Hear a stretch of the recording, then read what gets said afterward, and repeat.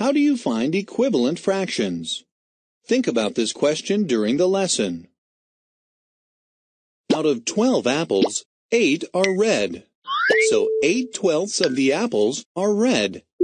But Hannah said that 4/6 of the apples are red. And Sam said that 2/3 are red. Who is correct? What would make it easier to visualize 4/6 of these apples?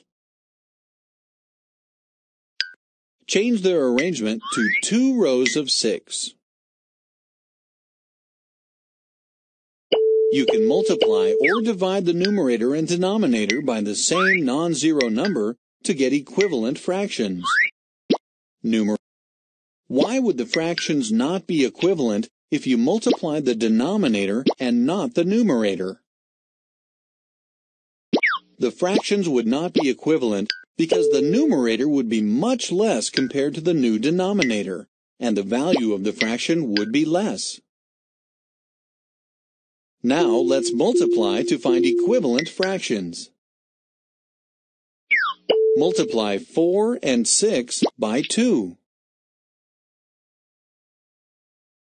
Are the fractions 4/6 and 8/12 equivalent fractions?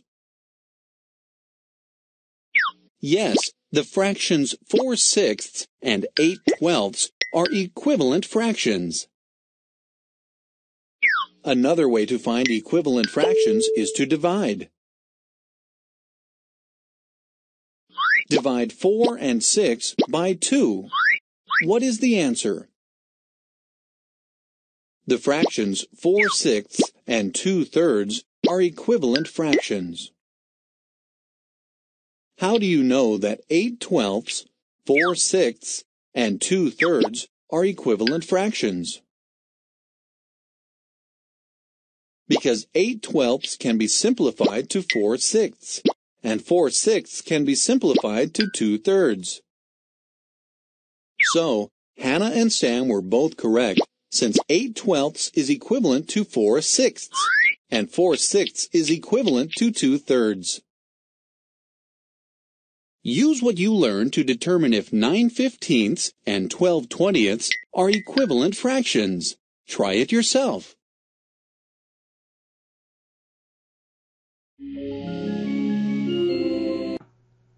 Hello guys, let's talk about equivalent fractions.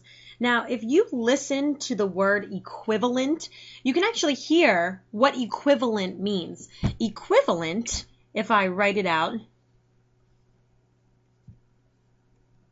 is very similar to the word equal, So when we're talking about equivalent fractions, we're talking about two fractions that are equal to one another. Now, it might sound a little bit hard, or it might sound a little bit fancy, but finding equivalent fractions is actually super simple. If I take, for instance, the fraction 1/2, I want to find a fraction that's equal to 1/2. So what I'm going to do in order to figure out a fraction that's equal to 1/2 is I'm going to multiply my numerator, that's my top number, and my denominator, my bottom number. I'm going to multiply both of those numbers by the same whole number. So anything 1 or higher. Now, the reason that I'm doing that is because I want to keep them proportionate. I want 1/2 to stay, proportion. And if I draw a picture of that, using a circle, I always like to think of fractions as pizza. Here would be a rough drawing of 1/2. So I want to find a fraction that is equal to 1/2. So all I have to do is multiply the top number and the bottom number by the same whole number. That will give me a new fraction, and that new fraction will be equivalent to what I started with. So if I go ahead and multiply this, I'm going to take my old numerator, 1/2 is my old fraction. I want a new fraction. So if I take 1/2 and I multiply 1 times 2, I get 2. And if I take my denominator in my old fraction of 1/2 and do 2 times 2, that equals 4.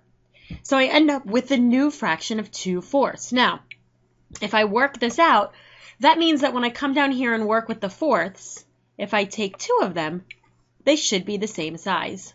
And sure enough, 2/4 is equal to 1/2. Let's try that again. Same fraction. And again, all we're going to do is multiply my top number and my bottom number by the same whole number. Let's this time try 3. If I multiply the top times 3, I get 3 for my new numerator. And if I multiply my bottom times 3, I get 6. So 3/6 should be equal to 1/2. If I take my 6 pieces, if I use 3 of them, they should be the same size, and sure enough, they are. So when you're working with equivalent fractions, one way to start is to multiply both the top and the bottom by the same whole number, and you'll get an equal fraction. All right, remember that you have to multiply the top and the bottom by the same number. You can't just multiply the bottom. You can't just multiply the top. You have to multiply both. Now, the other way that I can do this is I can start with a big fraction and work my way down. Let's try, if I take some tenths, I'm going to take 1, 2, 3, 4, 5 tenths. All right, now, besides multiplying, another way that I can find equivalent fractions is I can divide. So what I can do is I can take 5 tenths, and I want to figure out, is there a number that can evenly be divided into the top and the bottom? It has to be the same one number. I can't divide 10 by 10 because 5 can't be divided by 10. I can't divide 10 by 2 because 5 can't be divided by 2. It has to be the one same number. Now I know that both 5 and 10 can be divided by 5. So if I divide my numerator by 5, I get 1. And if I divide my denominator by 5, I get 2. So in theory, 5 tenths should equal 1/2, and boy oh boy, yes it does. So in order to find an equal fraction, all you're going to do is either multiply the numerator and the denominator by the same number, or you're going to divide the numerator and the denominator by the same number. But whatever you do to the top, you have to do to the bottom, and you'll end up with an equal fraction. Go ahead and try some on your own. Good luck.